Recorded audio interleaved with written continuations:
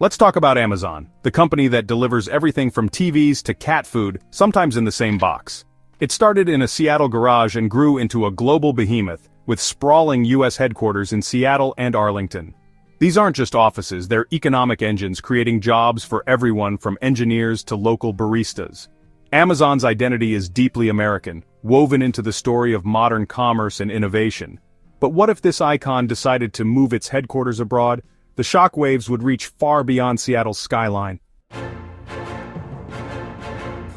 Imagine waking up to the headline, one that instantly sends shockwaves through every corner of the business world and beyond. You're scrolling through your phone, sipping your morning coffee, when you see it splashed across every major news outlet, every social feed, every TV screen. Amazon, the e-commerce titan that's become a household name, is packing up and moving its global headquarters. The world's largest online retailer, the company that changed how we shop, work, and even think about technology, is about to make a move that no one saw coming. Amazon announces global HQ relocation. The words echo in boardrooms, living rooms, and government offices alike. It's not just a press release, it's a seismic event. The company's CEO stands at a podium, flanked by executives as cameras flash and reporters shout questions. The announcement is clear. Amazon is leaving its longtime home in the United States and setting its sights on a new international city. The company's moving its nerve center, maybe to Toronto or Dublin, citing global growth and new opportunities. Speculation runs wild. Why these cities? Is it about access to new markets, friendlier regulations, or a more diverse talent pool? Suddenly, cities around the world are vying for Amazon's attention, offering tax breaks and incentives, hoping to become the next Silicon Valley. The global business landscape is shifting, and everyone wants a piece of the action. Newsrooms buzz with analysis. International leaders celebrate the possibility of thousands of new jobs and billions in investment. Economic development teams scramble to put together proposals, while local businesses dream of the boom that could follow Amazon's arrival. The world is watching, and the stakes couldn't be higher. The US warehouses and delivery trucks stay, but the top brass and big decisions shift overseas. For American workers, it's business as usual, for now. But for Amazon's leadership, the future is being mapped out in a new country, with new rules and new ambitions. Executives pack their bags, board international flights, and prepare to start a new chapter. It's not just a business move, it's a statement that America is no longer Amazon's home base. The symbolism is impossible to ignore. The American flag comes down outside the old headquarters, replaced by a new skyline. Employees clear out their desks, some excited, others anxious about what the future holds. For many, it feels like the end of an era. The news would spark chaos, markets would wobble, pundits would speculate, and politicians would scramble for answers. Stock prices swing wildly as investors try to make sense of the move. Financial analysts fill the airwaves debating what it means for the US economy, for global trade, and for the future of American innovation. In Washington, lawmakers rush to respond, holding emergency meetings and drafting statements. Was it taxes, regulations, or something more personal? Some point to rising corporate taxes and stricter regulations as the final straw. Others wonder if it's about global ambition or even a personal decision by Amazon's leadership. Behind closed doors, executives weigh the pros and cons, knowing that every move will be scrutinized by the public and the press. The move would become a political firestorm, with everyone searching for someone to blame. Congressional hearings are called. Politicians point fingers across the aisle, blaming each other for driving away one of America's biggest success stories. News panels argue late into the night, dissecting every angle, every possible motive.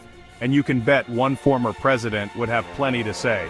With cameras rolling and crowds cheering, he takes the stage, ready to turn Amazon's departure into a rallying cry. The story is far from over, and the world is watching to see what happens next. Enter Donald Trump, who's long had Amazon and Jeff Bezos in his crosshairs. For Trump, Amazon's exit would feel like a personal betrayal, a company that thrived in America now turning its back. He'd frame it as a slap in the face to American workers and a direct challenge to his America First mantra. The story would write itself, they got rich off us, now they're abandoning us. Trump's response wouldn't be subtle, he'd want to make an example out of Amazon. It's personal, political, and ideological, a perfect storm for a Trumpian crusade. And when Trump feels slighted, he doesn't hold back. Let's break down tariffs. A government tax on imported goods. Tariffs make foreign products more expensive, protecting local industries by giving them a price edge. But they're also political weapons, used to punish or pressure other countries. Tariffs can spark economic warfare, with each side retaliating and prices rising for everyone. While they might help some local businesses, consumers usually end up paying more. And when countries hit back with their own tariffs, trade wars erupt, hurting businesses and creating uncertainty. In short, tariffs are a blunt tool with far-reaching consequences. With Amazon gone, Trump's next move? Tariffs, his favorite economic weapon. He'd announce a new Amazon tariff, taxing any product sold by Amazon and imported into the US. The message: leave America, pay the price to come back in. It would be a public spectacle, framed as defending American workers and punishing corporate disloyalty. The tariff could target all imported goods on Amazon or focus on key categories like electronics. The goal: maximum pain for Amazon, and a warning to other multinationals. The business world would be on edge, bracing for fallout. Imagine a world where an Amazon-specific tariff is suddenly imposed. This single policy change would send shockwaves through the company's vast, interconnected global marketplace, disrupting the flow of goods and upending the way millions of people shop and sell online. Amazon's business model relies on a seamless international supply chain, with products sourced from every corner of the globe and delivered to customers' doorsteps at lightning speed. A tariff would throw this delicate system into chaos, creating uncertainty and confusion at every level.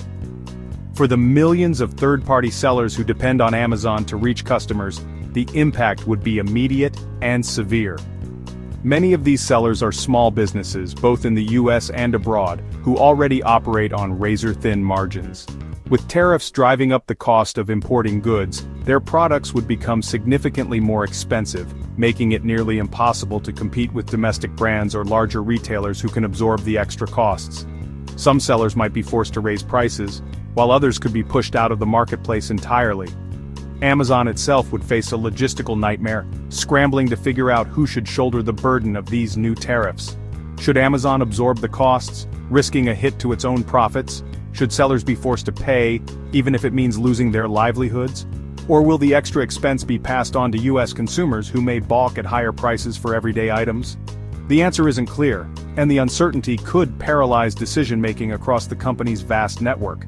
As prices rise, shoppers would inevitably start looking elsewhere for better deals. Amazon's reputation for low prices and convenience is a key reason for its dominance. But if tariffs force the company to raise prices, that advantage could quickly disappear. Competitors, both online and brick-and-mortar, would seize the opportunity to lure away frustrated customers, eroding Amazon's market share and weakening its position as the go-to destination for online shopping. Even Amazon's own line of devices like Echo speakers and Kindle e-readers would not be spared. Most of these gadgets are manufactured overseas, meaning tariffs would directly increase their cost. Amazon would face a tough choice: raise prices and risk losing customers to cheaper alternatives, or absorb the costs and watch profit margins shrink. Either way, the company's bottom line would take a hit, and consumers would feel the pinch. Ironically, a policy designed to punish Amazon could end up helping its biggest competitors. Retail giants like Walmart and Target, as well as smaller e-commerce platforms, might be able to sidestep the worst effects of the tariff, or use their scale to negotiate better deals. As Amazon struggles to adapt, these rivals could gain ground, reshaping the competitive landscape in ways policymakers never intended. This is a classic case of unintended consequences. The tariff wouldn't just hurt Amazon, it would ripple out to harm the company's partners, its vast network of sellers, and ultimately, its customers. Small businesses could be forced to close, workers might lose jobs, and shoppers would face fewer choices and higher prices. The ripple effects of an Amazon tariff would be felt far beyond the company itself, shaking up the entire e-commerce landscape. From small business owners to everyday shoppers, everyone would feel the impact of this sweeping policy change. Targeting Amazon with tariffs wouldn't just hurt one company. It would hit the whole US economy. American businesses relying on imports would see costs rise, passing those increases to consumers.